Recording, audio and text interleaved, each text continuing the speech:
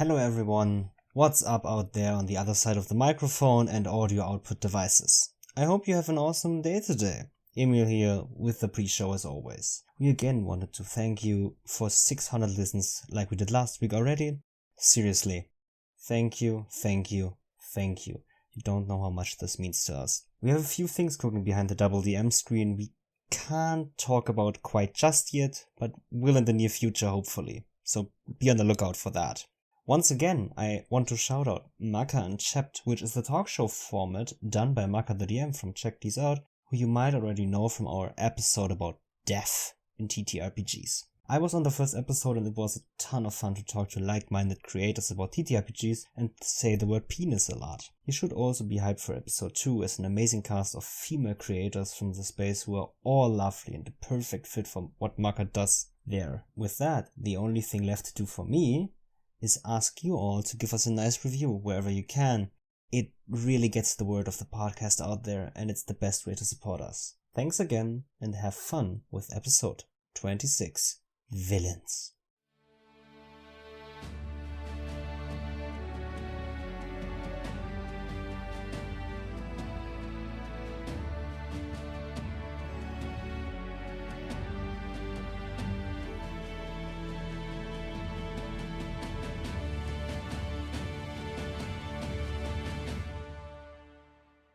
Hello and welcome back to episode 26 of the DoubleDM podcast. With me today is my lovely co-host, Emil. Hello. How are you doing today? Not great.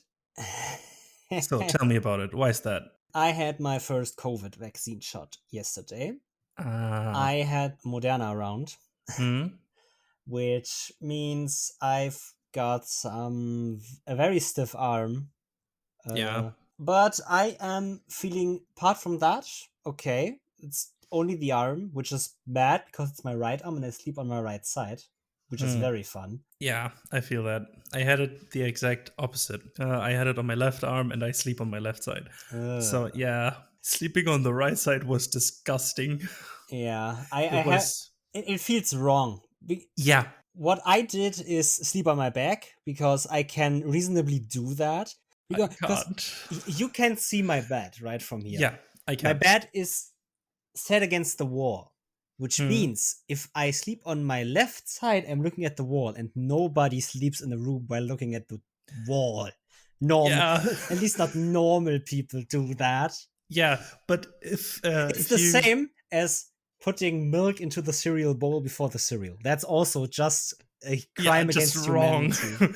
Yeah. But just to clarify, if your head end of the bed was on the other side of your bed, and I would, for what reason soever, be sleeping one night in your bed, I would look at the wall because I'm sleeping on my left side usually. Yeah, that's the thing. This bed, you can basically put the head side wherever you want because there is no bed frame. I usually sleep with my head turned from the door, which is also something not many people do. But I sleep on my right side, because I have the whole room inside. I always see my door. Yeah. So I always see my door, and I never sleep against the wall. Those are two crimes when it comes to sleeping. Same as having your foot under the blanket if you even have a blanket. If you don't sleep with a blanket, that's fine. But if you have a blanket, you need to have your foot under it, or the monsters come. That's simple physical laws. Everyone knows that. Yeah, or having the fucking leg off the bed or off the mattress. It's just no. It just feels wrong. I mean, everybody knows this. Yeah. If you have a blanket and you don't completely cover yourself in it, everyone can just walk in and stab you. But if you just cover yourself, it's fucking bulletproof. The thing is, or it feels like this anyway. There is already someone in your room that wants to stab you when you do that. Yeah, probably. So the other reason why I'm feeling completely fresh tonight is I have a math exam in a few days. I am learning like crazy for that. I am nearly finished with all the prep for going into doing any kind of exercises I can find on the topics to be prepared for any kind of deviation of the base math we covered. I have 4 pages of just mathematical formulas I need. Yeah, my condolences. This is an online exam. Now I want to tell you what these exams look like for me in person. If there wouldn't be a pandemic right now, Yeah. I would have to be in a room. That's not a problem. I think I could write that exam in a room as well as in my own. That's no problem. Yeah. The thing though is that you're only allowed to bring one of those papers I have written. Yeah. I have 4. You have 1/4 of the entire material, so you need to prioritize on that paper. Here, I don't have to do that, which is great because I think I botched this exam once. I did not do good in that one. The thing was, I only didn't do good in this one because I think I didn't prioritize good enough. I didn't know what to write down on my paper. Now I can write everything, so I don't have to prioritize. That is probably the only thing that's different from now to then, and I hope it helps this time. Yeah, but I am learning like crazy. I have started learning at 11 today. We have 19, so 7 p.m., 11 a.m. and 7 p.m. I learned for 8 hours straight. Yeah. Straight learning for 8 hours. How I have missed that. Yeah. Not. And I'm not even finished with the prioritizing, right? I need to still do something. I am considering selective learning now. I'm considering just leaving this part out and hoping that it won't be big in the exam. Which it won't. I know this is like only the last lecture of our whole semester is this part that I'm not writing down because I hated that lecture. I just didn't understand what he wanted to tell me. And I will never, even if I listen to it 3 times more. So that's my feeling on whole maths. I just can't. Well, the thing is, again, I think I can do this reasonably, and because there are only a few exercises on that, I think I can just selectively learn all the exercises that could be coming for that topic and just write the exact way down how he wants them and just basically plug in the numbers I get and just call it done. And even if I only get half the points, that's still more than 0, and that's all I need probably. Like having a blank blueprint and just putting in what you need, press enter, and having half the points. Yeah. So, did you have anything TTRPG related happening to you lately? Yes, I did, but I want to quickly ask you, how was your vacation? It was a thing. The first 4 to 5 days were sunny like crazy, 28 degrees, walking in sunshine on the beach. It was nice. But after that, it got difficult because it was raining straight for the last 8 days or so. So yeah, the house we rented for the 2 weeks was okay to sleep in and make dinner and eat there, but not to stay in there for 2 weeks straight. I know those. That's just like, it's only, you only sleep there because you need to sleep. Like, you can sleep there, but you don't want to be there. Exactly. So yeah, we went home 1 week early because we looked at the weather forecast and it was just rain, rain, rain, and even more rain all day long. So yeah, but it was nonetheless very relaxing. Was there also an emperor? Because he would reign the country? Boy, of course you did. Of course I did. Of course. You mean apart from me? No. I hope not, at least. Yeah, but yeah, except from the rain, the vacation was pretty nice, relaxing. I got to work on the TTRPG stuff for some campaigns. And yeah, got my second COVID vaccination shot. So I'm done in about 2 days. Then I'll have the complete protection and I'm good to go. Nice. To do whatever I want again. Nice. That means this Sunday I have a group where everybody is completely vaccinated. Oh my god. Are you and meeting? We can play in person. Yeah. Oh my god. I want to say, it isn't like officially completely yet, but my group and I have found out that one of our scheduled dates we have, because we play bi-weekly and basically hold to that schedule, would be Halloween. Ooh. And that's because every one of us is vaccinated starting with October 1st. I am thinking of doing the first in-person that day. Oh, yes. That would... Ooh, yes. That's something we didn't really decide on it because one of my players' birthday is on Halloween. So I don't want to tell him, hey, we were gonna play TTRPG on your birthday, because it's his decision to say no. Yeah. And I want everyone to be there when we play for the first time. But I asked, hey, can we play? But just imagine having a TTRPG Halloween-themed birthday party. Well, he's a big TTRPG fan. Most of his best friends wouldn't be at that TTRPG game. I see. Okay, yeah. That makes it difficult. I am probably part of his best friend group. I'm just gonna say that.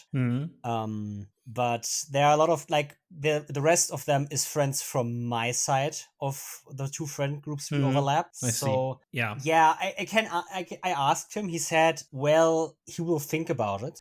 Maybe it's a maybe, but I will take a maybe. Yeah, maybe it's definitely better than no. So yeah.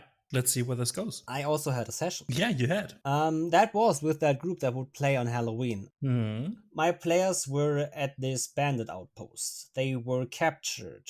That was basically the exposition of that session. They were questioned, they were taken in, and then into a transport. They go, transported to a military camp not far from the bandits. My players escaped that military transport. Killed the bandits without any gear, which is very cool because the paladin, the rogue, they were both more or less useless without a weapon or an armor. The artificer at least had spells. The monk was completely fine. Yeah, monks and unarmed things is just... He didn't have his Kensei weapons. He's a Kensei monk, but he still has fists, man. He was kind of nerfed, but the rest of them, out of those 7 bandits, I think he downed 6 of them or killed 6 of them, and the last was just killed by an inflict wounds by our Oathbreaker paladin with a natural 20 crit. Yeah. I mean, for example, what would a wizard without his 3-picture guideline for how to spell work? He wouldn't, because short-term memory loss and so. That's the wizards. Thing. So then they decided. Then they were talking about what to do. They were talking quite a bit. So I used the one they heard there were 7 people on that transport. They only killed 6, I think it was. Yeah, they only killed 6. They were wondering where the 7th person went. It never was there. It was a stalker. One of the stalker is basically a gloom stalker for me. Gloomstalker Ranger NPC. That those stalkers don't speak. They are silent, deadly hunters. They are incredibly dangerous because they can shoot arrows from points where you can't even shoot at them with a long bow. They can shoot you out of invisibility spells and stuff. They are professional assassins, and I played that. My party were chased by this assassin while they were on 3 or 4 hit points, and they were chased and chased and chased through the woods. The stalker didn't want to kill them. Actually, he just wanted to drive them into a corner so they could converge on that location with all the other bandits. But my players were not easily driven into corner. They actually found a temple they know nothing about. The temple was there in the woods, and they now use it to hide themselves. But in that temple, there's something whispering at them. Ooh, and that's when he ended the session. Then that's where I ended the session. Nice. In that, they only hear these dissonant whispers out of the deep, dark temple they are in. All these snake idols, snake carvings on the wall. And my players just, what the fuck is this? And I'm like, okay, we're gonna pick up there in 2 weeks. Have fun, everyone. Yeah, nice cliffhanger. They are still chased by that stalker. That stalker is now finding that entrance. So if they are not quick enough, that stalker is gonna find them in there. And that's gonna be very interesting. Ooh, I'm interested in hearing about what's happening next. I can't wait. So you had a session as well? Yeah, I did. In the heist episode, I offered you to play one of the villains. And I had the first session for that campaign. We started in the capital of basically fantasy Egypt, in the local wizard academy. There was a guest professor speaking, and there was a huge party, and someone was murdered there. But yeah, it looks like he was murdered with weapons, but it was actually a spell. So we turned it into some sort of murder mystery. They had to find the culprit, and they found him. High-level student working, or not really student, but student, if you know what I mean, with wizards. He graduated, but is still working there and studying and trying to get a doctorate, some sort of like that. And he was building a golem in his room. Aye. Some sort of abjuration magic golem with all kinds of neat little things, like he can have multiple reactions by taking extra damage and stuff like that. And the party had to fight this golem and the wizard himself. Yeah, I have a 5-man party, and 3 of them got downed in that fight. So either I balanced it perfectly, or both parties were just completely incompetent. Now, I want to say something before you say anything else. We have friends over at Abyssal Brews. Mm-hmm. They have an article of their hobby DM series on their blog about the myth of balance in TTRPGs. Go read that. It's a good article. Yeah, send me that after the recording. I can do that. They both are fine. And I'm gonna tell you, gonna do that now. They will be on this show because I talked to Matthew, who manages the Twitter account, is also a moderator at the Hope for TTRPGs Discord server, quite a lot, and they create incredible magic items. And I want to talk with them about designing items, designing magic. Some sort of homebrew episode in awesome. Coming back to the wizard thing, he blew himself up and 2 other people from my group because he was just dazed by a giant bell ringing against his head with minor illusion, but it's just a sound right next to his eardrum. So he totally not me who forgot the range of fireball. No. And was caught in his own fireball, dealing 37 damage. Boom. Yeah. So that happened. But that's interesting, though, because we had the episode on GM mistakes. Do you really think that was a mistake, or was it a great opportunity to play him being confused? Exactly that. It was a great opportunity. Turning GM mistakes into opportunities and making awesome story moments. By the way, listen to that episode. It's great. We are in it. Yeah. So it has to be great, right? Yeah. So yeah, but that's about the session. But they found out he was mind controlled of sorts, but not really. Like, he wasn't mind controlled by some sort of command spell, but by something else. Someone was influencing him by talking to him in his dreams, for example. They don't know anything. They just know he was influenced, but not by classical magic. Okay. And that's where I ended the session. And now they have to find out why, where, what, and who. All those questions. Okay. Well, we have an episode on BBEGs now. Exactly. This one. Yeah. So, answer for me, please.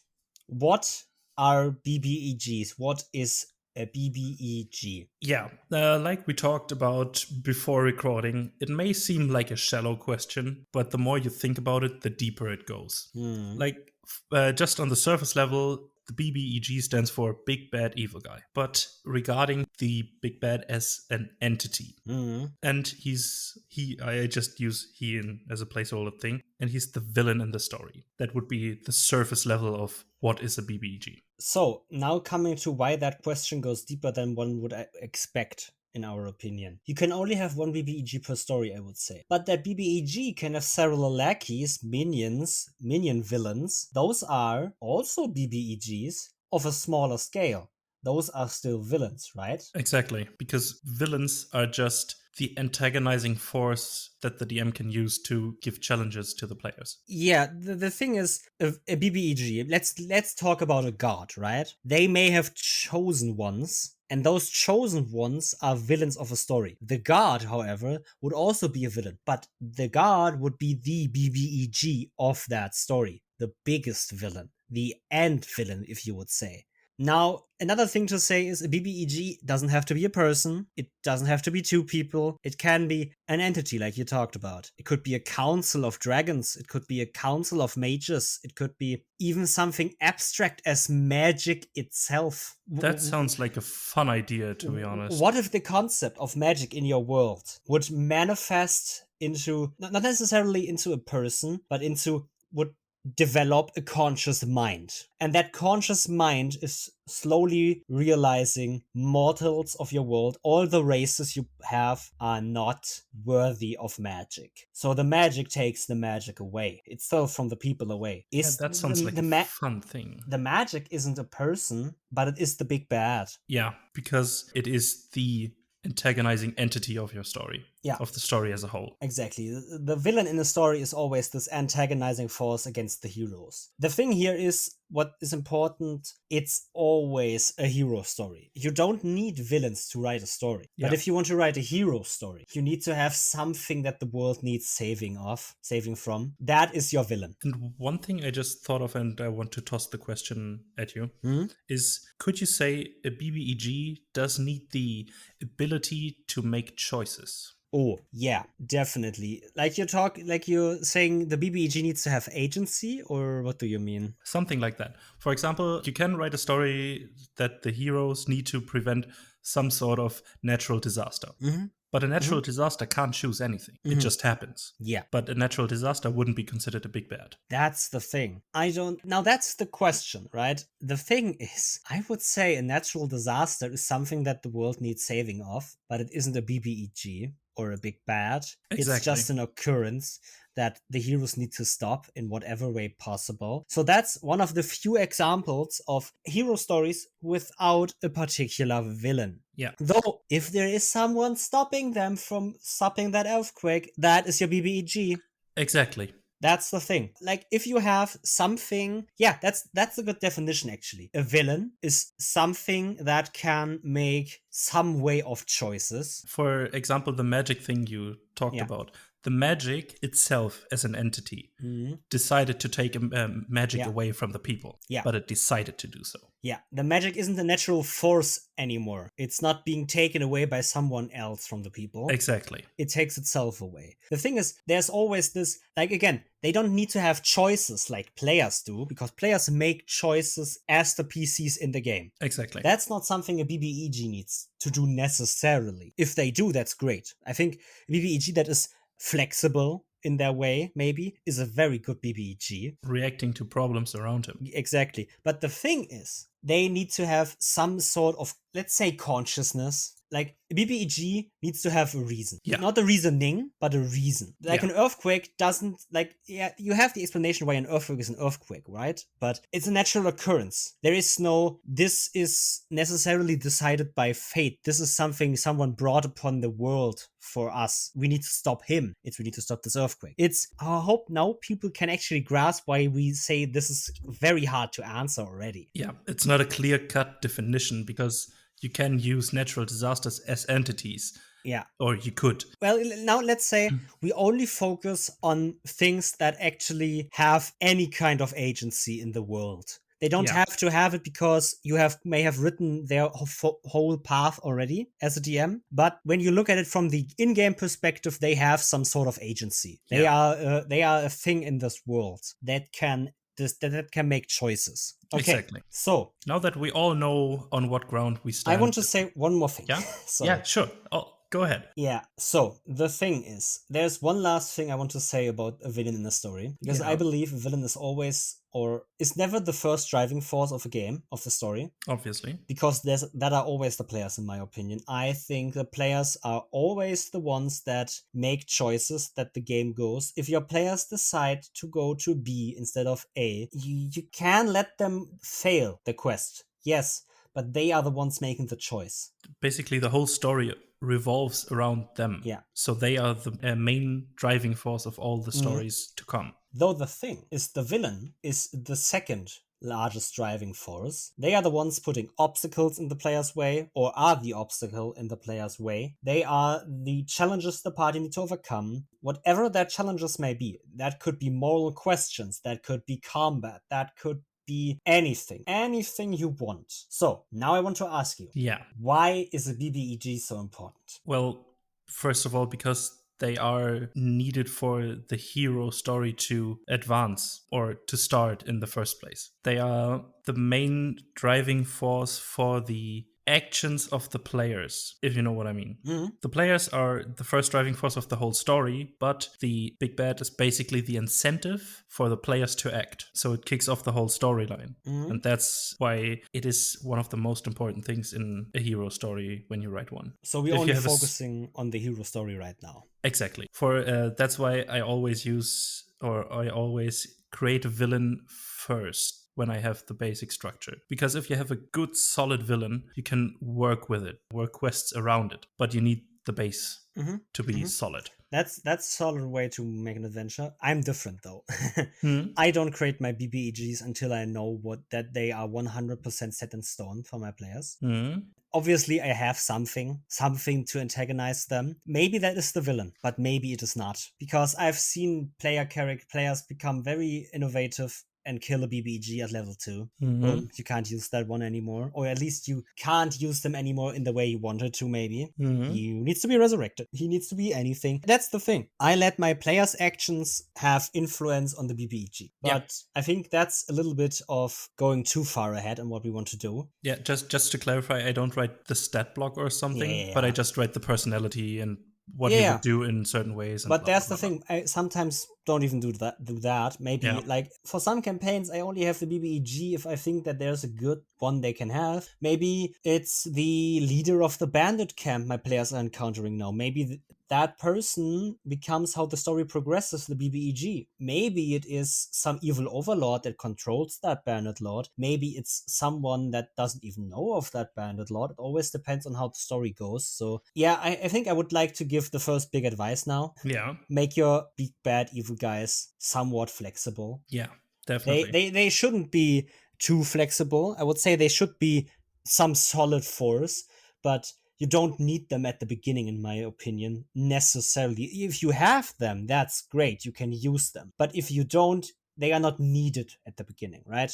Yeah, you need them to be able to work with everything the players throw at them. So if you have it too set in stone, this can be difficult. Yeah, that's the thing we talked about with they need to have some kind of agency, right? Exactly. They need to have some kind of way of a consciousness to actually do stuff and not just do the stuff they are intended to do, like an earthquake, just shaking the earth. Exactly. Yeah. So, we'll ask you. Yeah. What makes a BBEG compelling or interesting? It depends on what topic we want or what aspect we want to focus on. If we want to focus on combat first. I want to focus on that first. One thing would be mechanical uniqueness, like special abilities, legendary actions, lair actions, and all the sorts. You don't, for example, taking red dragons like we used in the pre. You can use an adult red dragon as a big bad. You could. But then you shouldn't throw another adult black dragon or red dragon or whatever dragon at the party, because the fight would be the same without giving the big bad some sort of special thing, like a special ability or some sort of difference. You could use an ancient red dragon, for example, because that's different as a whole thing. Yeah, like the thing is, you don't need to have, you don't need to create a new stat block, right? Exactly. You don't need to homebrew your own stat blocks for this, but you shouldn't put something that is on the same scale. Like you shouldn't put the BBEG against the party if it isn't the BBEG. If you use the adult red dragon stat block for the BBEG, you can't put an adult red dragon against them because that fight will just be rinse and repeat for them. There is no uniqueness to it. There is no real reason why that villain is mechanically a villain to them. They are not opposing them anymore. They have beaten a red dragon before. Why shouldn't they do that again? And that's the thing. If simply changing the stat block to that adult red dragon has an extra layer action, which is maybe a little bit not enough, but I could see that still working out. Maybe having some sort of extra special layer action you have for them. That alone could make the combat way different and interesting again. Definitely. That could be a thing. But if you have the same stat block, the same mechanics to it, then it just doesn't feel like a good boss fight to your players anymore. They had it once, they won't have it again, the experience. What I like to use for BBGs as a mechanical thing is use class features. Or give them the ability to use certain class features, like some paladin or cleric class features, for example, if they worship an evil god, or so give them a channel divinity option. Yeah, something like that. I think that's kind of what everyone does. If if you have humanoid villains, right? Yeah. I don't create necessarily a character sheet for them, like a 20 level PC, but I will look at a level 20 PC character sheet of that class. For example, an Oathbreaker Paladin is an interesting villain class as well. Yeah, definitely. And then you could see, okay, they have an expanded spell list spell of Inflict Wounds. This Paladin is gonna have Inflict Wounds as a spell now. Yeah, something like that. That's one way. But to say you don't need combat to make your BBEG compelling or interesting. Yeah, Because it's just one aspect of. Exactly. Because your big bad, even if you fight them, doesn't need to be the toughest one in the room, stat wise. Because if they Definitely. have a compelling or interesting personality, which gets to a rivalry sometimes or stuff like that, that can be a different sort of making your BBG interesting. Yeah, the personality can make in my opinion, while the combat uniqueness is great because most of the BBEGs I think that we see or that I know of, at least from the internet, from YouTube streams or whatever, they are all combat, not combat focused, but they all are kind of combated in a way. And there comes the mechanical uniqueness in play. There you need some kind of mechanical uniqueness to work against this entity. I'm sorry, I yawned right now because I'm just tired. The COVID shot plus the learning isn't doing great for me, but I think we're doing great so far. So now comes my most important thing about BBEG. Hit me. The reasoning. Why Yeah. are they doing what they are doing? What are sample reasonings you could use? For example, you could use money as a reasoning, knowledge, fear, or just killing straight out. Like, for example, sharks or other beasts, if they are your BBG, the reason is pretty simple. They just want to kill stuff. An underwater kraken doesn't have to have the reasoning of money. They just want to kill the players, and that's a good BBEG at the end. Yeah, definitely. That's fun. What other ways are power, revenge, romance, or simply also desperation? Yeah, desperation is a fun one. Those are all reasons. You can all mix. You can even mix and match those. You can make every story. Like you have a person. You have a guy. Yeah. That guy has a sick son, and they need to find a cure.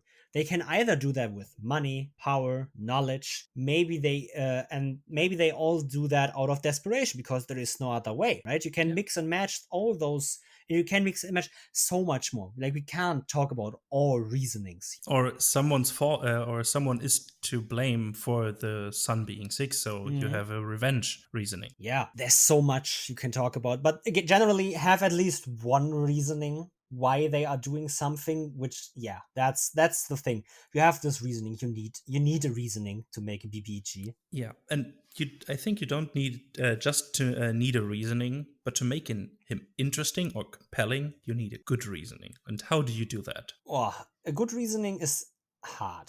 We all had maybe BBGs that didn't make sense, or at least in some way didn't make sense. Now that's the thing. You don't need BBGs to make 100% of sense. Yeah. Because if that father with the sick son really only has one way of curing his son, and that is through revenge or through burning the next 5 towns to ash, okay? Yeah. It's a wild example, I know, but I'm gonna use it now. Then at least don't make this reasoning too easy to circumvent for your players.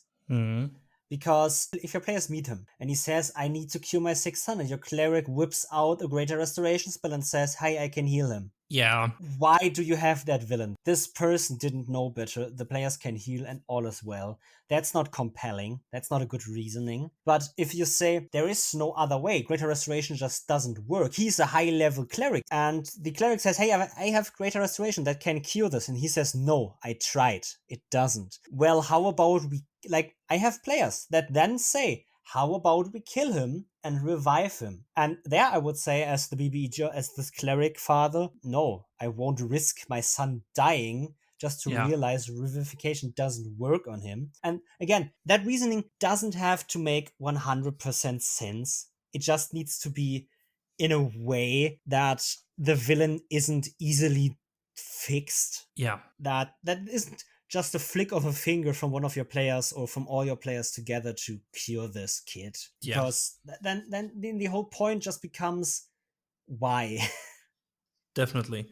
And one thing I like to use is connect them to players. That makes the whole BBG as a whole compelling, not just the reasoning. But if you use your players' backstories to weave in the big bad, like the party or one of the party members with his actions actually kind of created the BBG. That's an interesting bond between those two. Maybe your players activated some sort of rune in an ancient temple, left the temple, took the loot, and a day later a portal ripped open and some kind of eldritch being crawled out that now needs to that now is destroying the world. Then your players need to come back because they created that villain, because they activated that rune. You can tie in the backstory. You can give your players an item that the villain needs, or that belongs to the villain, or that they need to stop the villain. All of those invest your players in the BBEG and in fixing the BBEG. Yeah. Now, important, I didn't say kill or save BBEG. I said fix. That is because I believe that the word for this should be fixing a BBEG. You can kill a BBEG,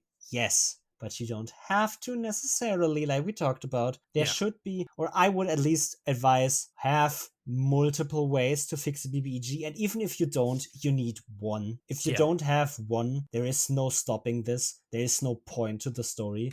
The story isn't interesting. This takes agency away from your players, and we talked about a lot about that is bad. Telling your players that they are just pawns in your game. No, they are the king and queen of the other side, playing to win against you with your pawns. Yeah. You don't control them as chess pieces on the board. Exactly. That's the thing. And if you tell them, no, I just moved you where I needed you to, like, okay, yeah, I can get that one time works, and that it can actually be fun. You're having your players realize that their actions didn't matter at first. But after that realization, they have to. Yeah, but it's like using the chess example.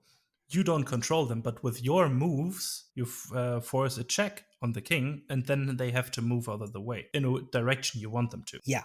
So you use your chess pieces to influence the decision of their moves. Yeah. Basically. You give them the information they need to make a choice. The choice is theirs. Maybe the best choice is exactly that choice the BBEG wants them to take. That is fine. Yeah, but very important regarding all this, let the players forge their own way to defeating or fixing the BBEG, like we established, because giving your players the option to forge their own multiple ways of fixing him is a lot of fun for the party. If they're invested enough, it's fun, which they should be. If you say, my players are not invested, even though I create a compelling villain for them, a compelling story, choices that matter, then it's not your fault. If you as the DM do your best to create the most compelling story you can create, and your players are not compelled by it, they might be the wrong players for you. That is not a shame. You create your own story, and that story is a good story, period. Yeah. There is nothing I can say that makes your story in any way invalid. But if your players are not invested in it, you have the option of changing your players, changing your story. Either you change the players you have into the players you need, which is also something you shouldn't do. You shouldn't force your players to play a way they don't want to play. Second, you can go and choose a new group that is actually compelled by the story you tell. So yeah, if you create a compelling villain, your players normally will be invested in that villain, in stopping it, in fixing it, in killing it, in whatever way they decide what to do. That's the thing. If they have the decision to do that, even that if that decision is more or less influenced by what you give them, that is still a decision they made. That is compelling for them. Players love it when they are the ones to make choices that matter. So I have one thing. Yeah. We have all the information. Let's say we have built a big bad with a compelling reasoning, with an investment from the players, and the players are on their way to forge a way to fix him. So what resources can the big bad use? Basically anything at their disposal. Power, money, henchmen, time, knowledge, anything. Anything they have. Whatever that they have. Mostly I have seen BBEGs that only have one of those things, like in a big way. Like you have the rich guy that can then buy henchmen with that money, that can then buy power or buy time or knowledge with that money. But they always have at least one of those resources to make them compelling too, because those resources, now comes the most important part, they are things for your players to grasp. Yeah. If a BBEG has 4 henchmen, 4 admirals, let's say you have a sea adventure and you want to kill the fleet admiral because he's threatening the seas. He has 4 other ships. You need to destroy every 4 ships before destroying his. Why ever, right? Those are henchmen. Those are things your players can interact with. And that's, again, the thing. they can interact with those in their own ways. They can destroy them, they can try to take them over, they could try to get information out of them, and after that throw them into prison, for example, with the admirals. All that stuff. The thing is, your players amass resources over time, which, in my opinion, should, at the end, balance somewhat. Your players amass resources. Your BBEG may too, or even have that, and may lose some while the players amass. But you shouldn't have so many resources that the BBEG still wouldn't lose when the campaign is ending. Again, that's the thing. You need a way of fixing that BBEG. Exactly. So that power, that balance they have, that should more or less go to some sort of middle ground of like your players might get so much money that they can buy an army or a big battle cruiser ship to destroy that admiral's last ship. That is a way of balancing the power scale. Or giving the party time to, for example, as a wizard, study some more to learn different spells. Or just some arcane knowledge that they need to destroy the arcane engine that drives that boat. Anything, really. I think time is a much undervalued resource in most of the games. It's definitely not an easy one, I would say. Definitely. It's hard to manage, but it's undervalued sometimes. Yeah, the thing is, power and money are very easily and forefront. You can just easily use them. But henchmen, for example, is also very fun. But time is so intricate, right? Yeah, because no one owns time per se. So it's hard to use it as a resource. But if you do, it can be very interesting. Yeah. So I think we have discussed everything, or not everything there is about BBEGs, but everything we wanted to talk about for now. We only touched the surface once again. This is every time. Every time we have surface level discussions for people to listen to, make their own opinions, and then dive deeper into those aspects. You could find a different reasoning. You can find different resources. You can find different ways to connect them to your players. But I think those are basically the things I always have. I always have BBG with resources. They always have a reasoning, and they always have a way of fixing the problem that is the BBEG. Yeah. Those are the three things I need for a BBEG to even work. Then, with those three things, what is your most memorable big bad? I talked about them already in another episode, but I'm gonna do this again because I love them. I love these villains. I have Moira and Damon. Moira, the goddess of fate. Also Greek. Moira, Greek, the name for fate. Damon, no name, just actually named after a German rapper because I used his picture as describing how he looked like for my players. And since then his name was made, Damon it is. Also close to Demon, which he technically is in that story. Nice. So, Damon was the antagonist of my players, but he wasn't the BBEG. He was, again, my players were destined to be failed readers. They were destined to be the ones that bring together fate again, or at least have the power to. Damon was also one of the fate wielders. Damon's family was killed, and he didn't die when he was killed, because Moira said, no, you are a failed wielder. The fate has chosen you to be eternal, to be forever living. And there's the thing. He hated that. He wanted to live with his family. So the only thing he wanted to do was reset the clock, basically erase that killing of his family and himself, and just live happily ever after. He didn't want money, he didn't want power. The only thing he wanted was the old ways back, which is a very cool driving story if you think about it. Definitely. Kind of romance, kind of desperation together. Kind of revenge. Like again, he didn't want to kill anyone. Yeah. He knew if he would become the god of fate, he could kill everybody and bring them back to life later. Yeah. His ends of killing everybody in his path was to justify that he justified that by, I can kill everybody, I can bring them back in the end. So my players learned they were failed wielders by Moira. Moira played herself as an ally for the party. They thought she was an ally to them. She was the balance between fate. She was leading them to become the gods of fate to stop Damon. What didn't happen was that Moira was the ally. Because there's only one way she can become the god of fate again. and that is by killing all other failed wielders, and in that moment taking the 13 fragments of fate again and controlling them. That was her plan. Batting Damon against the party in a battle for fate, waiting for them to weaken each other, and then attack and kill everybody. Yeah. Her reasoning was power and desperation again. Now the thing was, Damon knew this, kind of. He knew Moira wants to control fate. He knew Moira is the one that wanted to destroy fate, kind of. Again, this is a lot of kind of. And now comes the most important. Now comes the part why I love these villains, right? Damon isn't a villain. He's an anti-hero. My players decided, after they have defeated Moira with Damon's help, using all 13 fragments of fate to destroy the goddess that created fate. Yeah, you can see how convoluted this becomes. They decided to kill Damon and not redo his timeline. Yeah.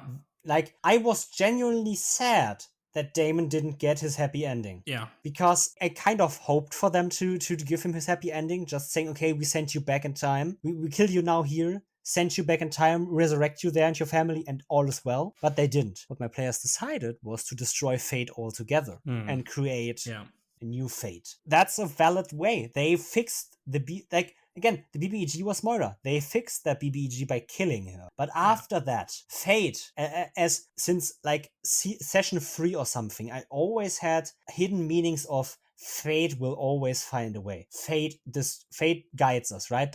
Like giving these nudges they didn't understand until the very end. And there they realized they need to destroy fate, how it looks. I didn't plan for them to do that.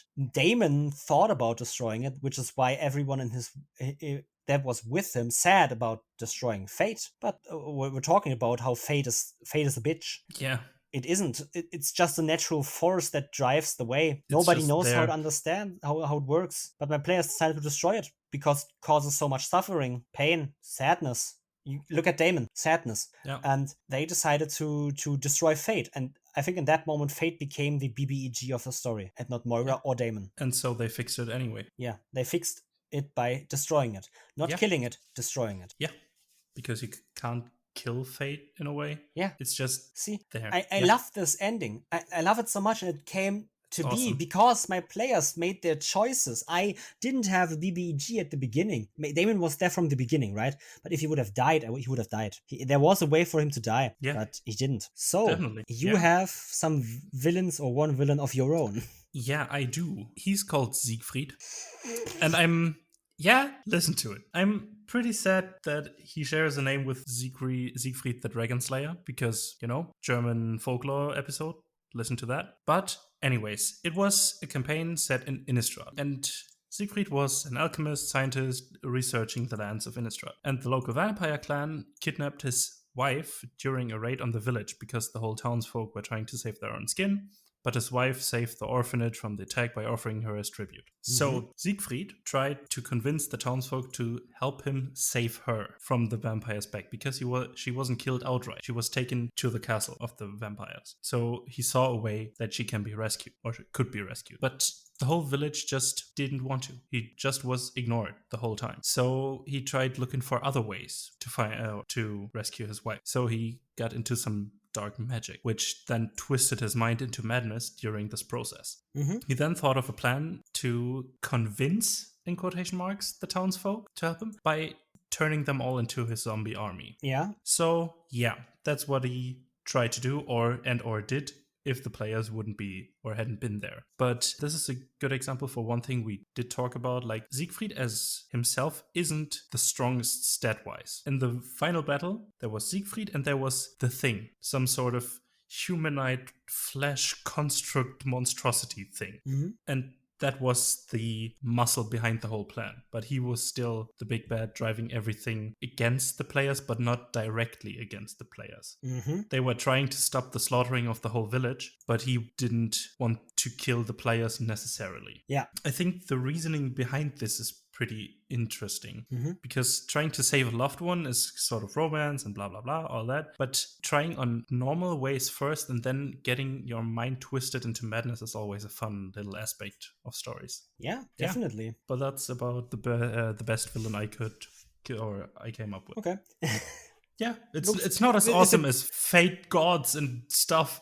But, well, that story was also 6 years in the making. I don't know how long your story was, but I had lots of time to think about this. Yeah, the story was about 5 sessions. See? Yeah, it was, I think we did this in 2 weeks. Yeah, I had the time to 2 develop weekends. this. I had the Yeah. time to put in nudges wherever I wanted and to connect them at the end. That's the thing. I think a villain is heavily impacted by how long the campaign runs. Yeah, Or how definitely. long the story that villain is the villain of. Yeah, exactly. If it only is like 2 sessions long, like a one shot, the villain should have some depth, but you can't put in so much depth that they would be the next best villain ever written. Exactly. You won't have the 'Cause time you- to explore that. Exactly. Can't elaborate on that Yeah. from different story hooks or town criers or something telling you stuff about him. Yeah.